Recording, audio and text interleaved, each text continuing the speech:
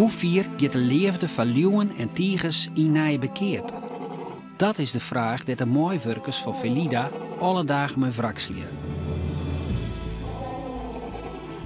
Wat begon als een hobby is nu een gespecialiseerde opvang van verwaarloosde en traumatiseerde wilde beesten.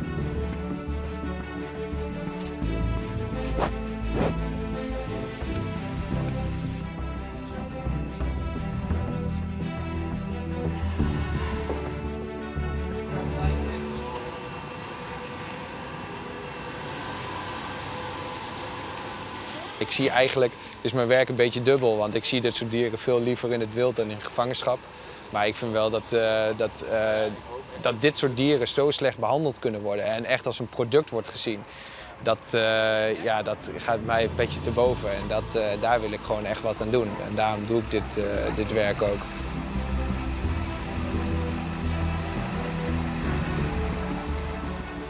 Het is een tweede kans die deze dieren krijgen. En ik vind het heel belangrijk, want die verdienen ze. Dit zijn allemaal dieren die in de problemen zijn gekomen door menselijk toedoen. Ik vind dat we daar een zorgplicht voor hebben.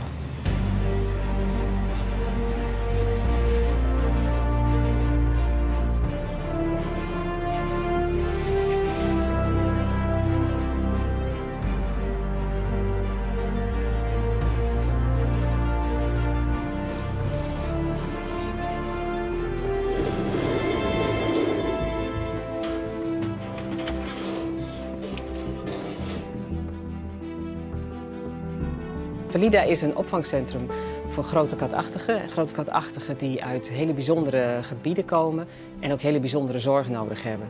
Wij hebben echt de dieren met de meest serieuze problemen. Dus dan moet je denken aan dieren die neurologische problemen hebben, dus die slecht kunnen lopen, die daar ook ondersteunende medicatie voor krijgen. Dieren die best ook vaak, eigenlijk gaat dat altijd samen, medische problemen en veel mentale problemen hebben. En dat is ook een deel waar je met tijd heel veel aan kunt doen. Op dit moment hebben we 6 dieren. We kunnen hier in de situatie zoals we het hier nu hebben, zo rond de 10 dieren opvangen. En dat is ook wel een mooi aantal om zorg aan te geven wat zo intensief is.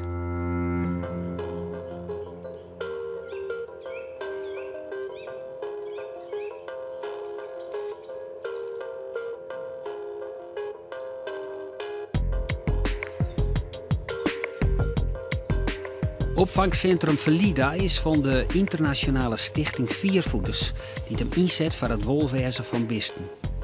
Maar 4 man personeel, stagiaires en vrijwilligers zorgen ze zondagen in de weken voor de tigers en leeuwen. Juno van Zon is bij Felida onder meer verantwoordelijk voor het onderhoud van de verblijven. Ook is hij lid van het team dat beesten uit noodsituaties helpt. Zo wie hij belutsen bij de evacuatie van de beren, tigers en leeuwen die het achterlaten werden in de dierentuin van Aleppo. De tigers Saïda en Sultan kregen onderdak in Nijbekeer. Vrijwilligers brachten ze naar de grens naar Turkije, dat Juno en zijn collega's de beesten oernomen.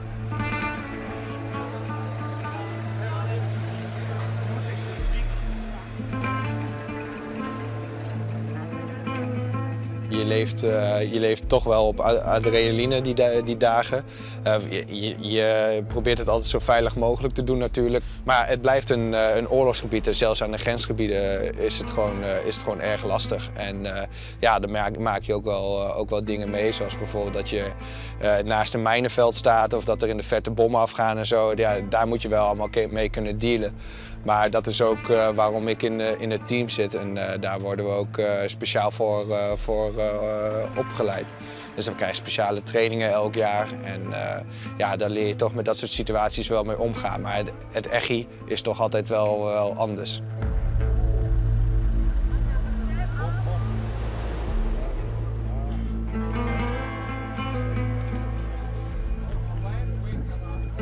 In samenwerking met de overheid van Turkije hebben we ervoor kunnen zorgen dat de grens geopend werd, want in principe was die dicht. En dus ja, dan zie je alweer dat je met zoveel verschillende mensen samen moet werken. En ook soms groepen waar je niet per se samen mee wil werken. Maar toch merk je uiteindelijk dat zoiets als een dier wat vrij neutraal is. Een dier is nooit slecht of goed. En je kan toch, zie je gewoon dat ook die rebellengroepen, dat mensen zich toch willen inzetten voor humaniteit is het uiteindelijk. En ja, dat is heel bijzonder. Daar aan de grens kun je niet direct heel veel doen. Daar ben je gewoon aan het verzorgen om de dier zo snel mogelijk over te zetten en vervolgens naar een veilige situatie te brengen. Dus dat is wat je als eerste doet. En ja, eenmaal in een veiliger gebied, dan verzorg je er eerst voor dat ze water krijgen, dat ze voedsel krijgen. Ja, dat zijn dieren die hebben gewoon langdurig gewoon onvoldoende voedsel en geen goede voeding gehad. Dus ja, dat is wat je als allereerste doet. Maar dan ga je best wel ver voor de dieren. Ja, je gaat ver. Maar ik vind ook, dat is ook wat wij aan de wereld willen laten zien. Dat ook dieren een recht hebben op een kans op een beter leven. En daar gaat het uiteindelijk ook om. Dat je de mensen bewust van kan laten maken wat er allemaal gebeurt. En dat als je het hebt over oorlog of als je het ook zelfs hebt over circussen of kleine dierentuinen of privébezit. En dat hoeft niet eens zo ver weg te zijn. Dat kan ook in landen als Frankrijk of Duitsland bijvoorbeeld. Ik denk dat heel veel mensen zich daar niet bewust van zijn. En juist door dit soort grote acties uit te voeren, denk ik wel dat je daar uiteindelijk het meeste mensen ermee kan raken. En daarom doen we dat ook.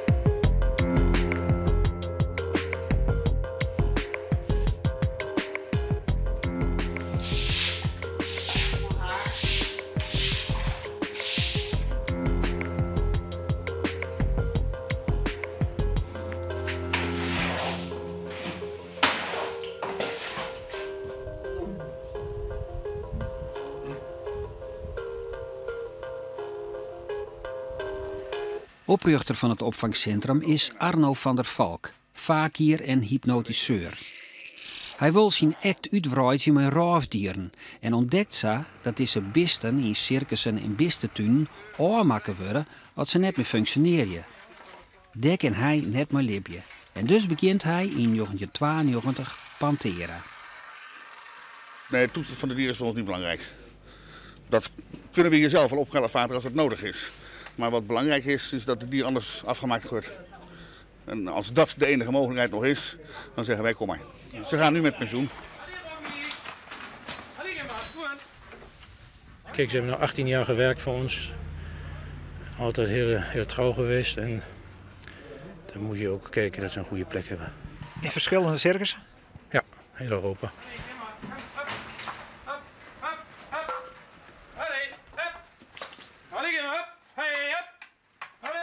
18 jaar mee gewerkt. U heeft natuurlijk een enorme band met ze, dus u gaat ze ook vreselijk missen. Ja. Laat maar. Door omstandigheden rekt Panthera in de financiële problemen. Het centrum vertut is het omdat er geen geld is voor onderhoud en uiteindelijk kunnen ze ook het eten van de beesten niet meer betalen. In 2003 neemt de stichting Viervoeters de opvang oer en jouwt het de naam Felida. We troffen hier 26 grote katachtigen aan die allemaal behoefte hadden aan zorg, medische zorg. En er was, vonden wij, te weinig ruimte voor die 26 grote katachtigen hier. Dus we hebben toen vrij snel 6 leeuwen die in goede conditie waren kunnen doorplaatsen naar ons reservaat in Zuid-Afrika. Maar er is gewoon weinig geld geweest en dan, wij konden toch met een budget starten. Ik heb netjes een budget elk jaar. Daar kan ik mijn team van organiseren. En de belangrijkste dingen voor de dieren zijn altijd geregeld. En dat is de medische zorg, het voer, de veiligheid. En dat is gewoon ontzettend belangrijk. En zo kan je ook goede zorg leveren aan de dieren.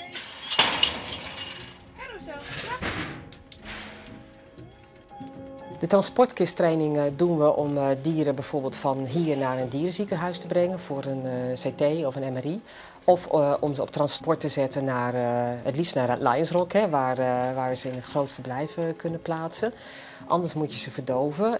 En je moet ze met die antidoos ook wakker maken. Dat geeft ook een beetje extra adrenaline, dus dat is niet prettig. En dat geeft gewoon meer stress.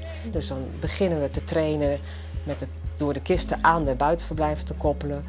kunnen ze eraan wennen, kunnen ze hun geur erin afzetten. En het duurt soms maanden, soms een paar weken, hangt een beetje van het dier af. En kunnen we de kist netjes sluiten op de dag van transport zonder ze te verdoven.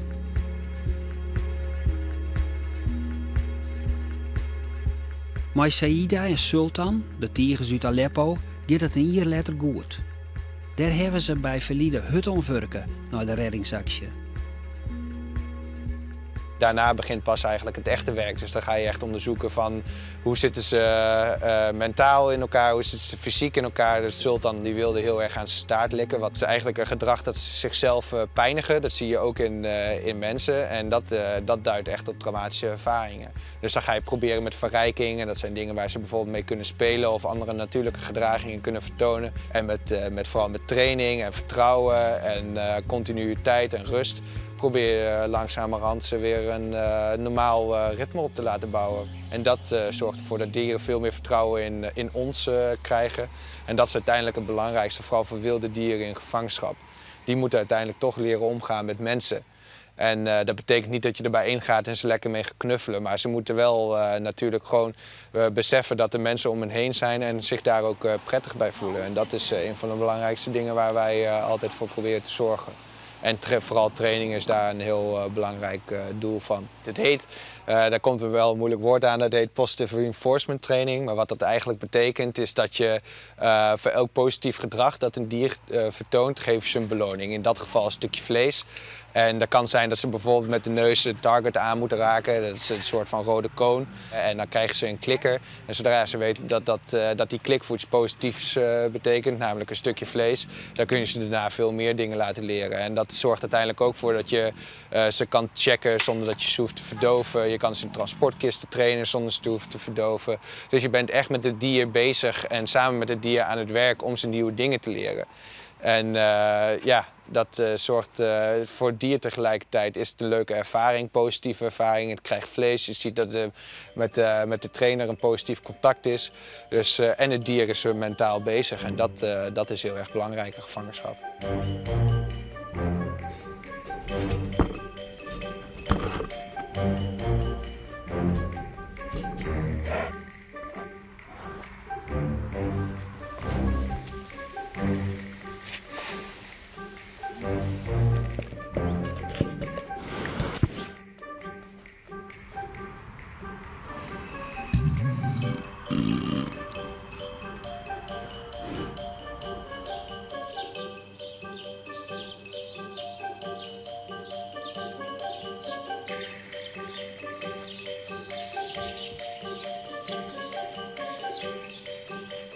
Begin 2018 komen er 2 nieuwe welpjes uit Bulgarije, de broertjes Teres en Massoud.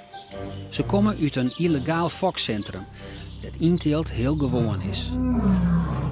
Na een protte oerlis slaagt het de stichting Viervoeters om een eind te maken aan die fokkerij en mooi ze de leeuwen meenemen. Maar dan luidt de regering dwes. Pas na protesten vanuit de Bulgaarse bevolking komen de papieren in orde. Massoud и Терес няма да живеят в зоопарк. Na een lange rit komen Teres en Massoud midden in de nacht in een bekeerpoort. Voor mij was het heel erg belangrijk om alvast een vertrouwensband met ze op te bouwen. Ze komen natuurlijk in een totaal nieuwe omgeving. En de verzorgster die voor de welpen vanaf dag 1 heeft gezorgd, die heeft echt voor ze gezorgd als een moeder, bijna zeg maar. Dus ja, en zij is hier nu ook, maar om alles gewoon soepel te laten verlopen. Maar daarom is het wel goed om daar alvast bij te zijn. Ja, want je zegt als een moeder, dat is niet de insteek voor hier. Nee, dat is niet de insteek voor hier. Ik denk ook de welpen die worden nu ook te groot en dat beseft zij ook.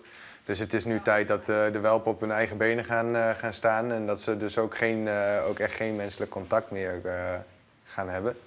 Maar dat moeten wij langzaam afgebouwen, want je kunt je natuurlijk voorstellen dat je die dieren niet in 1 keer aan kunt doen. Nou, wat belangrijk bij hun is dat we ze medisch gaan onderzoeken. Want vooral Teres die heeft nogal wat vergroeingsproblemen. Dat kan meerdere oorzaken hebben. Een van de oorzaken kan zijn dat het bijvoorbeeld inteelt is. We weten dat de 2e of 3e generatie van inteelt al is.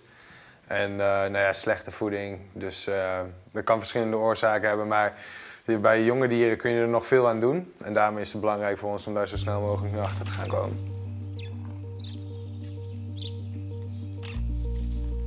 Heel veel mensen uit Bulgarije volgen Teres en Masoud nog steeds, ook op onze Facebook.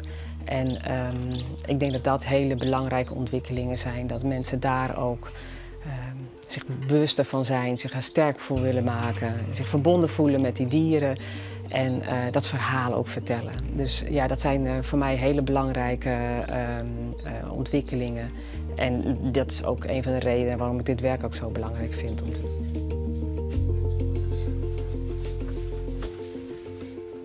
In het opvangcentrum krijgt Teres zijn eerste vetcheck, een onderzoek naar zijn zoenes. Felide werkt hier vageer met gespecialiseerde wildlife-Biste-Dokters uit Berlin. Eigentlich ist es so, dass ich komme, wenn wir natürlich Not am Mann ist, dann bin ich innerhalb von 6 Stunden hier.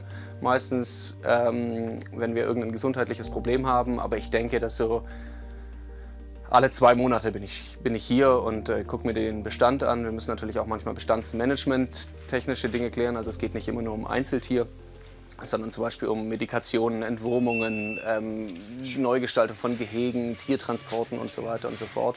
Und ja, ich denke mal, grob geschätzt, alle 2 Monate komme ich vorbei für einen Besuch. Wenn man natürlich sieht, wie gerade Tiere, die aus sehr schlechten Haltungsbedingungen kommen, hier sich erholen und Verhaltensweisen zeigen, die sie vorher nicht zeigen konnten, ganz andere Körperkonditionen entwickeln, dann ist es schon ziemlich schön anzugucken.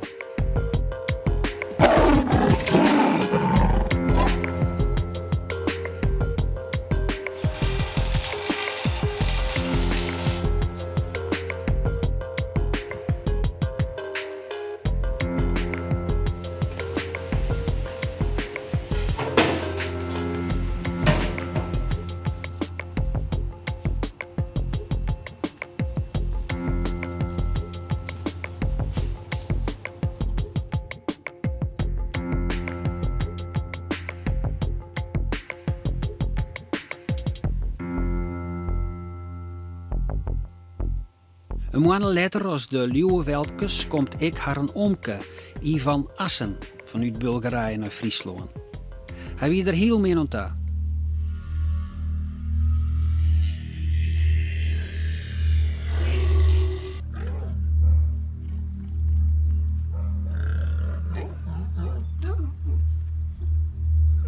De eerste beelden van Ivan, toen dacht ik eerlijk gezegd echt bij mezelf ik denk niet dat die het nog gaat halen. En ik denk dat heel veel mensen het daarmee eens waren. Uiteindelijk wel geprobeerd met een bepaalde medicijn of een medisch plan en opzet is het uiteindelijk toch gelukt om hem voldoende aan te laten sterken om hem naar Nederland te brengen. Für mich, ich bin ein Tierfreund, ja, sonst würde ich das Ganze nicht machen. Das ist eine Katastrophe. Aber das Problem ist natürlich, dass man da häufig mit Menschen, es bringt dann nichts mit diesen Leuten also wütend umzugehen oder böse auf sie zu sein. Weil meistens liegt es einfach daran, ist es einfach einer Gesellschaft geschuldet oder eben auch mangelndem Wissen. Und wir versuchen die Leute ja auch in Kooperationen dazu zu überreden, uns die Tiere zu überlassen, beziehungsweise etwas an ihrer Haltung zu ändern und versuchen da auch mit Rat und Tat zur Seite zu stehen. Dementsprechend muss man sich auch einfach in die Leute vor Ort oder die lokalen Gegebenheiten hineinversetzen, um eben entsprechend und angemessen zu agieren in der Interaktion. Ja, je beseft wel hoe groot en immens het probleem is en dat mensen echt met dieren om kunnen gaan alsof het totaal geen waarde heeft, alsof het geen ziel heeft. En ik vind dat wel erg schokkend. Hij is wat mij betreft wel echt het voorbeeld dat je niet zomaar op moet geven. En dat je niet zomaar moet zeggen van nou ja, laten we het maar een spuitje geven, want het is niks meer. En je kan het dier echt nog gewoon een toekomst geven. En hij is zo ongelooflijk vooruit gegaan. Ik heb dat nog nooit met een dier meegemaakt. Er zullen natuurlijk ook mensen zijn die zeggen van het kost wel heel veel geld. Maar wat levert het ons nou op? Het is niet zwart en wit. Iedereen die mag van mij apart zijn eigen mening erover hebben. Ik denk dat wij als non-profit organisatie, wij krijgen al het geld van donateurs. En mensen doneren voor ons omdat wij zo ver kunnen gaan. En dat wij het beste uit de zorg voor de dieren willen halen. Dus dan vind ik dat wij ook verantwoordelijk ervoor zijn om dat te doen. Ik denk uiteindelijk gaat het ook veel verder dan alleen dat ene dier. Het is voornamelijk het bericht wat je wil afgeven. Ik zie deze dieren die wij hier in Florida hebben, of algemeen voor Pols Redden, dat zijn symbolen en dat zijn ambassadeurs, om het zo maar te zeggen. En dat zijn dieren die het verdere verhaal moeten verspreiden. En we kunnen nu al bijvoorbeeld zien door dit soort dieren te redden, bijvoorbeeld van circussen of bijvoorbeeld van die fokstations, dat mensen daar een totaal ander beeld bij gaan krijgen en dan ook deze acties willen stoppen.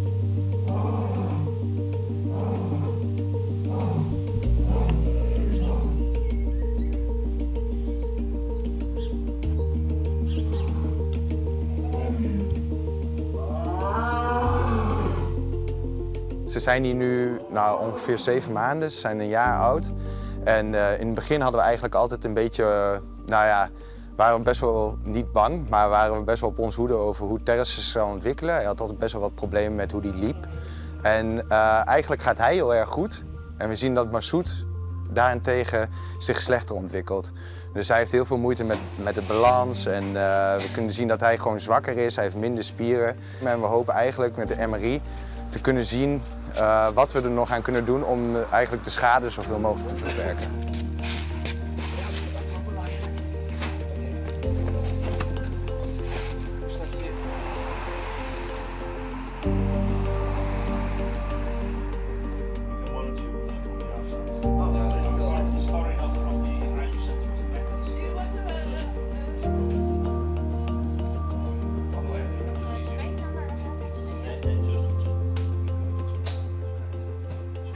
Vandaag is niet iets alledaags. Het CT maken is wel alledaags, maar van een leeuw of van zo'n groot roofdier is niet alledaags. Dat is even improviseren. En hoe gaat het? Dat gaat hartstikke goed.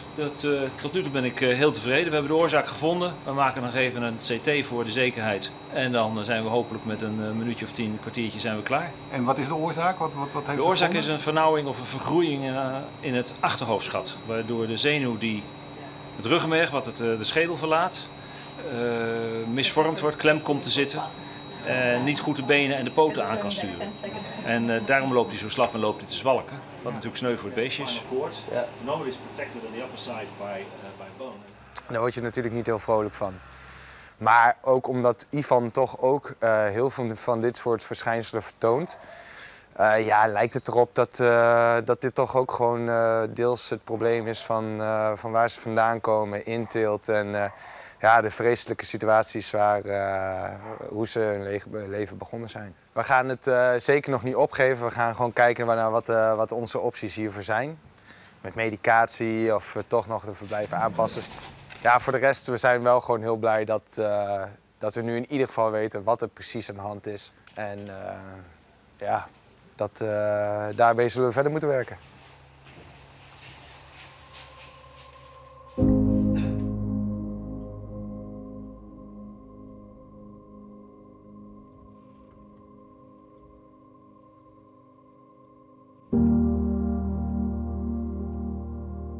In 2018 is er meer nijs van Saïda en Sultan, de tigers uit Aleppo.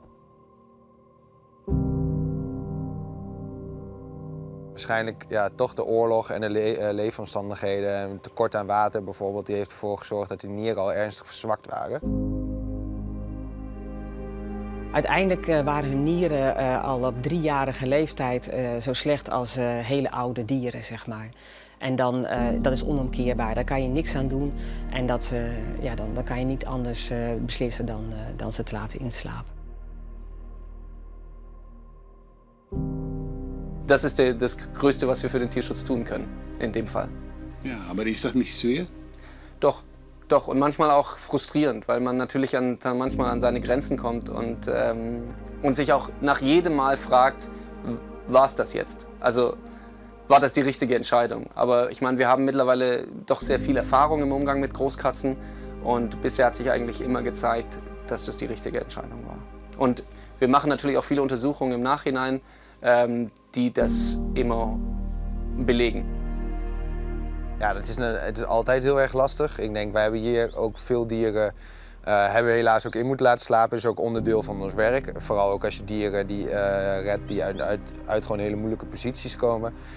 Dus we zijn natuurlijk ook wel wat gewend en ik denk dat je daar ook gewoon professioneel over moet zijn en die beslissing ook moet kunnen nemen op het moment dat het ertoe doet. Maar ik denk er nog steeds wel vaak aan terug.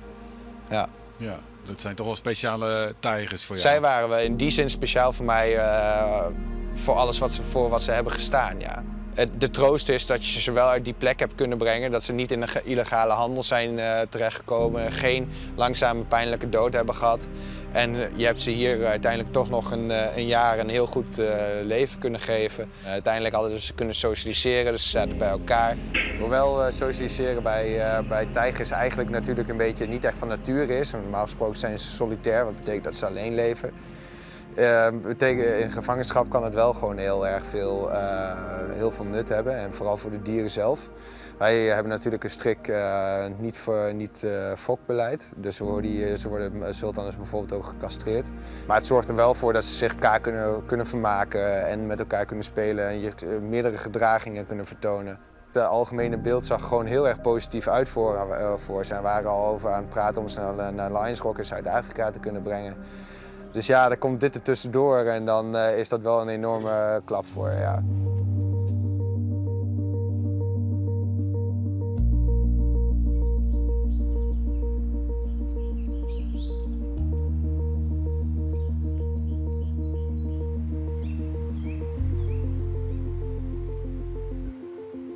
Hoe ziet jullie toekomst eruit? Waar zijn jullie mee bezig? Nou, Felida, we zijn aan het onderzoeken of we kunnen verbouwen.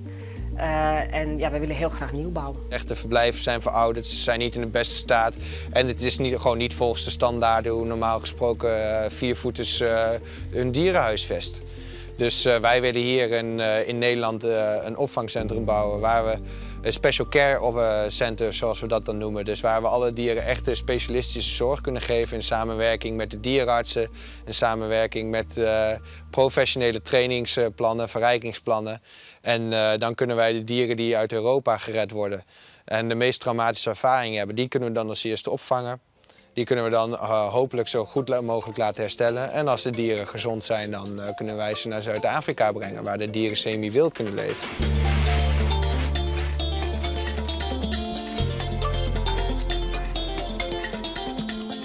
En de dieren die dan echt specialistische zorg nodig hebben, die blijven dan hier. En die kunnen hier dan tot hun laatste dag leven. Dat is het uiteindelijke doel. Maar de Liewe Welpkes gaat het goed. Als ze volgroeid binnen, wordt besjoen of een operatie bij Massoud mogelijk is, zodat hij er nooit beter rennen kan.